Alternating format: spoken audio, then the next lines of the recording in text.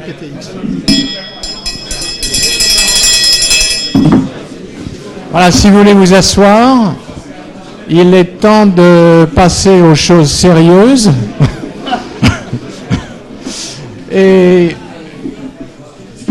cette séance, d'abord, cette séance consacrée à la chirurgie humanitaire, avant d'aborder les différentes communications, je souhaiterais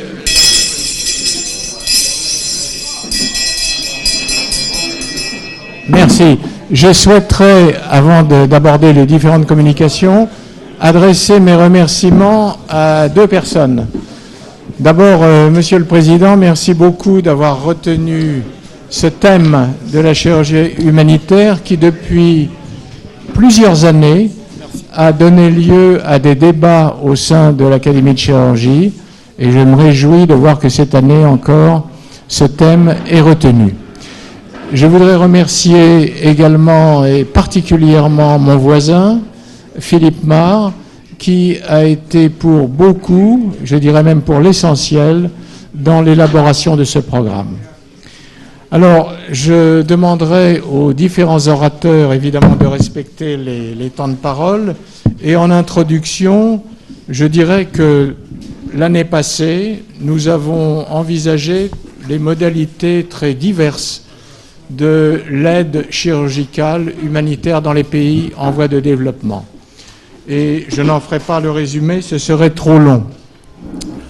Certainement, la formation sur place est, sans aucun doute, la forme d'action la plus efficace. Et a priori, quoi de plus simple que de transmettre son savoir, son savoir-faire, son expérience à d'autres dans des pays en état précaire. Quoi de plus simple? En réalité, nous allons le voir au fil de ces communications, quoi de plus compliqué? C'est extrêmement difficile pour des raisons diverses que nous allons analyser. Alors, je me réjouis d'inviter en premier, pour prendre la parole, Xavier Pouliquin, qui a été à l'origine avec moi, il y a un peu plus de 10 ans, de la création de l'association Formation chirurgicale solidaire, dont il vous dira un mot. Xavier? Bien, Monsieur le Président, mes chers collègues, je crois qu'on ne soulignera jamais assez l'énormité de la carence en soins chirurgicaux dans les pays en développement. Si on recoupe les chiffres de l'OMS, on s'aperçoit que cette carence réalise la première cause de mortalité de l'adulte en Afrique subsaharienne, avant même le sida, avant même le paludisme, avant même la tuberculose. La cause, bien sûr, un défaut d'hôpitaux et d'équipements, puisqu'on ne compte que 2 salles d'opération dans ces pays pour 100 000 habitants, soit 7 fois moins qu'en France. Mais la cause principale, c'est surtout le manque de personnel qualifié et donc bien formé. Dans l'est du Burundi, que je connais bien, il n'y a pas un seul chirurgien qualifié pour une population d'1 million d'habitants. Il est illusoire de croire que ces pays pauvres laissés à eux-mêmes vont pouvoir pallier cette carence dans les prochaines générations. Il faut donc former. Et c'est pour cette raison qu'avec Claude Huguet, qui vient de le dire, il y a 10 ans, quand nous avions eu la tristesse de constater que Médecins du Monde et Médecins sans frontières abandonnaient leur programme de développement et donc de formation chirurgicale, nous avons décidé de fonder cette association qui ne se consacre qu'à la formation de terrain, d'équipes chirurgicales et de formateurs, et qui n'intervient que sur demande de personnel motivé avec l'accord de leurs autorités. Nous avons en assurant donc une dizaine de missions, de missions, oui, sur une dizaine de pays, essentiellement en Afrique. Alors, former, mais former à quoi?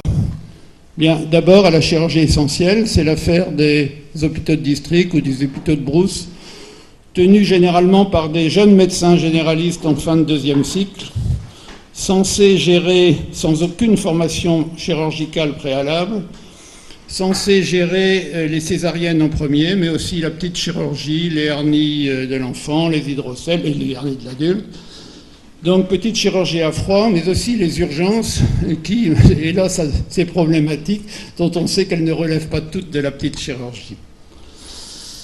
À côté de ça, la chirurgie avancée, c'est l'ambition des hôpitaux régionaux, des hôpitaux de référence, qui sont censés déjà maîtriser la chirurgie de base, mais qui ont besoin de se former à la chirurgie des goitres, des exéreses viscérales, des prolapsus, des fistules obstétricales, de l'adénome de la prostate, et pourquoi pas se mettre à la celluliochirurgie.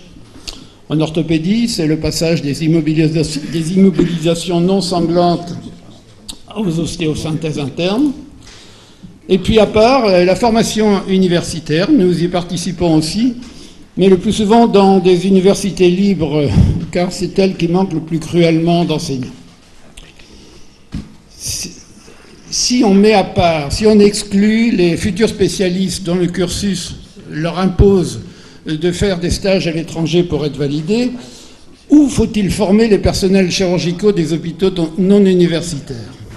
Et d'abord, pourquoi ne pas les faire venir chez nous? Eh bien non, il ne faut pas. À cause du coût financier et personnel de ces expatriations, et puis à cause du risque de leur donner une formation sophistiquée qui n'est pas du tout adaptée à leurs conditions d'exercice. Sans compter le risque de démunir leurs hôpitaux pendant leur absence, et aussi celui de les voir s'installer définitivement chez nous, donc à jamais perdu pour leur pays.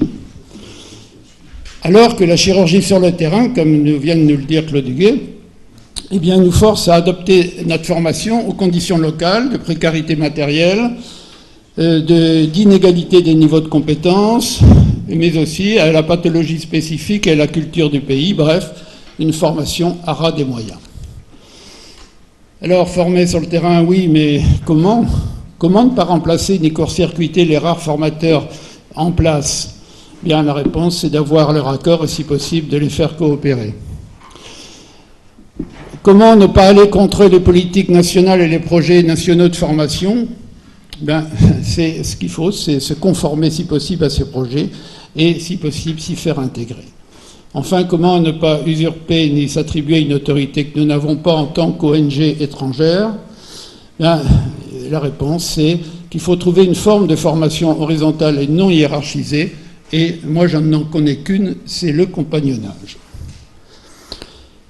Alors, le compagnonnage, oui, mais attention au faux compagnonnage, j'allais dire au faux témoignage. Comme la substitution déguisée, c'est-à-dire on fait à la place, qui se contente de faire à la place des autres et de faire à la place et non de faire faire. Avec le discours, fais comme moi, regarde comme j'opère, et comme j'opère bien. Le dressage, qui ne prend pas la peine d'expliquer. Fais comme ça parce que c'est comme ça, et puis parce que je te le dis. Enfin, le copinage, qui lui se veut sympa. Oh, je ne vais pas t'embêter, fais comme tu veux, tu es le meilleur. Tout ça, ce sont des solutions de facilité qui négligent l'indispensable et exigeant contrat qui doit impliquer à égalité le formateur et le formé. Alors, pour le formateur, le compagnonnage implique... Enfin, il s'agit pour lui de vouloir et d'aimer enseigner et d'accepter les difficultés des conditions de sa formation sur le terrain. De donner l'exemple, d'expliquer, de convaincre. Et vous pouvez m'en croire, cela exige une sacrée dose de patience et d'optimisme dans la durée. Pour le former, il ne s'agit pas seulement d'être motivé, mais aussi qu'il soit disponible dans ses occupations pendant les durées de formation. Pour le formateur comme pour le formé, il s'agit d'un échange d'homme à homme qui ne peut se faire sans un climat de confiance et donc d'estime mutuelle. Le compagnonnage, ce n'est pas uniquement pour les chirurgiens, dont on est pratiquement sûr qu'ils vont se clochardiser s'ils ne sont pas entourés de collaborateurs compétents. Alors, on forme bien sûr le chirurgien, qui presque toujours est un médecin généraliste ou un infirmier. L'anesthésiste, qui est toujours un infirmier. Et aussi l'infirmier de bloc opératoire, c'est peut-être lui le plus important dans nos missions, à cause de l'importance des problèmes que nous avons en matière d'asepsie et de stérilisation au cours de ces missions. Donc finalement, on part à 3 ou à 2, ça dépend des besoins et des demandes. Le compagnonnage, c'est avant tout l'accompagnement pratique dans les activités quotidiennes, sur les lieux de soins. Donc les consultations, les visites dans les unités et bien sûr l'activité opératoire. Mais c'est aussi de la théorie, à condition qu'elle soit centrée sur la pratique, par des petits cours interactifs et des entretiens dont le thème est fixé en commun, des briefings et des débriefings avant et après les activités. Vous voyez qu'on est loin du cours magistral. Le tout sur des supports audiovisuels et des manuels, mais que Chirurgie Solidaire a dû réaliser pour la plupart, car faute de trouver des manuels francophones suffisamment exhaustifs et bien adaptés à la chirurgie en milieu précaire.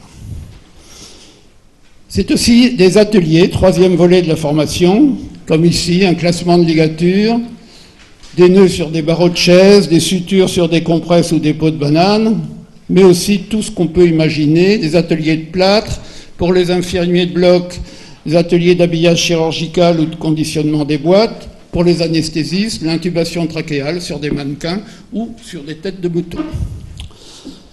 Bref, comme la théorie, c'est tout ce qu'on n'a pas le temps de bien faire, ni de faire bien comprendre dans le feu de l'action au bloc opératoire.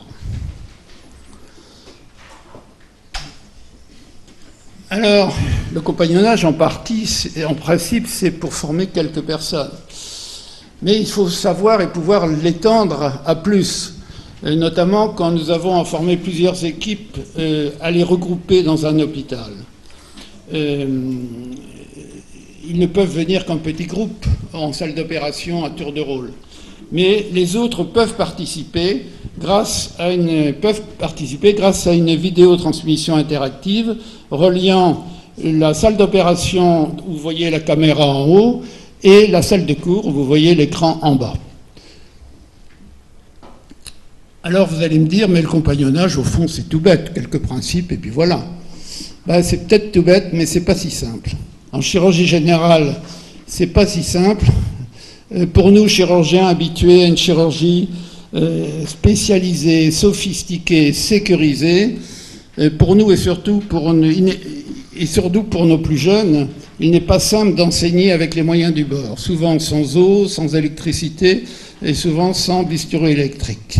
Pas simple d'enseigner une chirurgie qui doit nécessairement être rustique. Jean-Pierre Lechaud aime bien le mot de chirurgie de paysan, mais qui n'est pas pour autant et qui ne doit pas être autre chose qu'une chirurgie rigoureuse.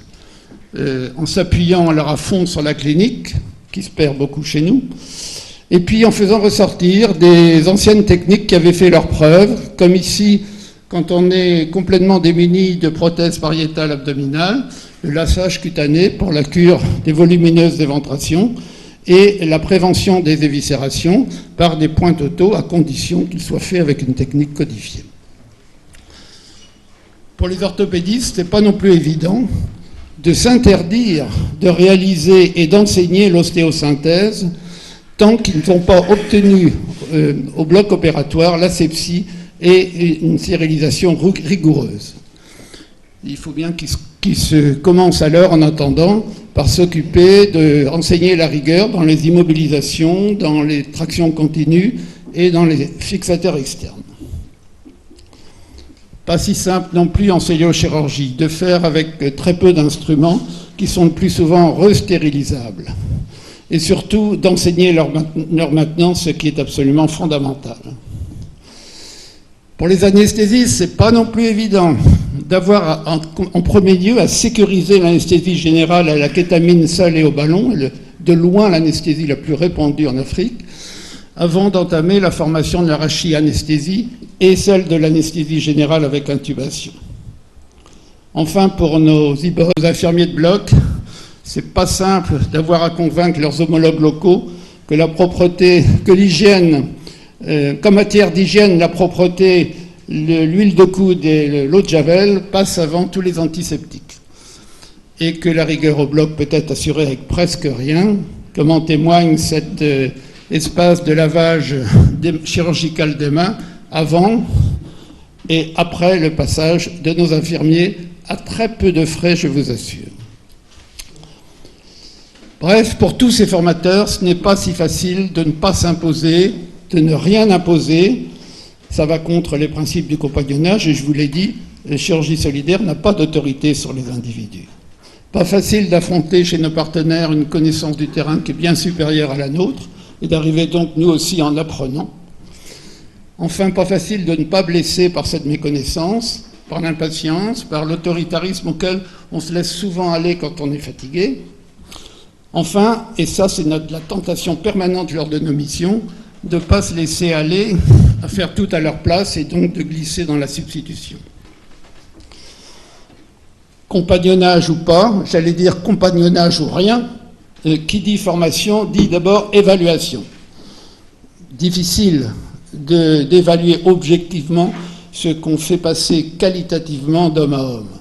Il y a bien des critères indirects, l'activité, la morbidité, la mortalité, mais ils n'ont pas toujours la valeur qu'on veut leur accorder.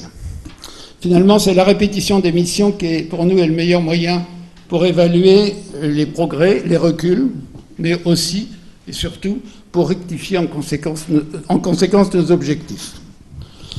Cette répétition repose sur des missions courtes, assez courtes, 15 jours à 1 mois, pour ne pas laisser s'installer petit à petit la substitution, avec des intervalles variables, ni trop courts pour laisser nos partenaires bien se prendre en main, ni trop longs pour pas trop qu'ils se démotivent.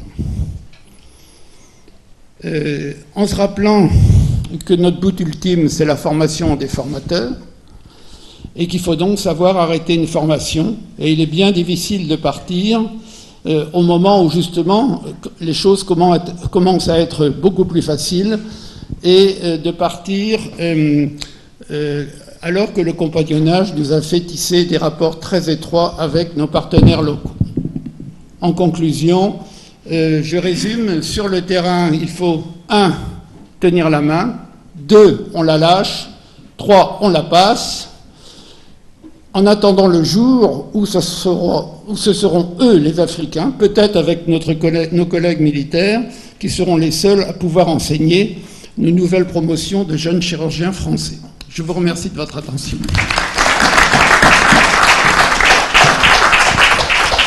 Merci Xavier. Un commentaire attendu de Jean-Pierre Lechaud. Tu veux venir, Jean-Pierre ?